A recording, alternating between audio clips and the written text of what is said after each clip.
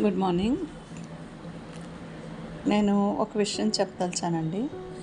Senior citizens, అది పిల్లల దగ్గర లేని వాళ్ళకి ఎవరైనా మాట సాయం కానీ చేసినట్లయితే అది పెద్ద సాయం మీకు చేశామని మాటకి అనకుండా, అందుకే దానం చేసేది కూడా ఈ చేతితో చేస్తే ఆ చేతికి చెప్పకండి అని అంటారు. గుప్త దానం అనేది చేయమంటారు.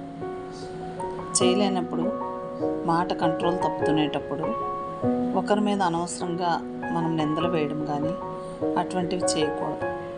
ఎన్నో పూజలు కొంతమంది చేస్తారు, ఉపవాసాలు ఉంటారు, కానీ ఎందుకో ఇరిటేషన్కి గురైపోతూ ఏదేదో చెప్పేస్తూ ఉంటారు. ఏదైనా ఇద్దరు ఆడవాళ్ళు కానీ మగవాళ్ళు కానీ ఒక దగ్గర ఉన్నారంటే హెల్తీగా ఉండే విషయాలే మాట్లాడుకోవాలి. ఇతరుల విషయాల్లో, అంతరంగ విషయాల్లో మనం జోక్యం చేసుకోకూడదు.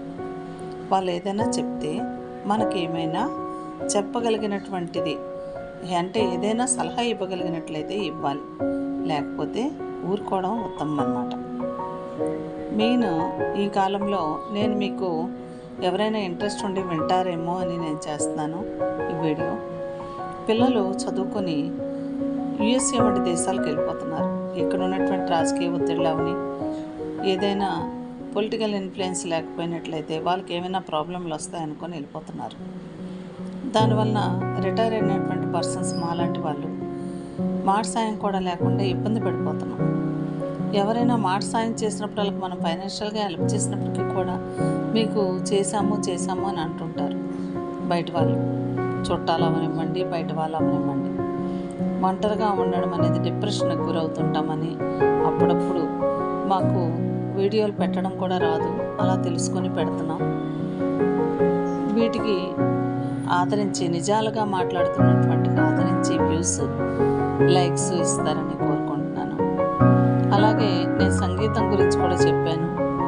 ఎవరికైనా ఉచితంగా నేర్పుతాము అంటే రావడానికి ఇష్టపడరు. ఇప్పుడు పిల్లలు సెలవుల్లో సరళేశ్వరాలు, జంట స్వరాలు, అలంకారాలు, గీతాలు నేర్చుకున్నట్లయితే ఈ బేస్తో ఏ పాటలైనా పాడడానికి ఆస్కారం అనేది ఉంటుంది. ఎక్కడ ఎత్తాలి, పై స్థాయికి ఎలాగా, మంద్రస్థాయి ఏది, మధ్యస్థాయి ఏది అనేది తెలుసుకుంటారు. కాబట్టి పిల్లలందరూ వేసవి సెలవుల్ని సరిగ్గా సద్వినియోగపరచుకోవాలని కోరుకుంటున్నాను. Thank you.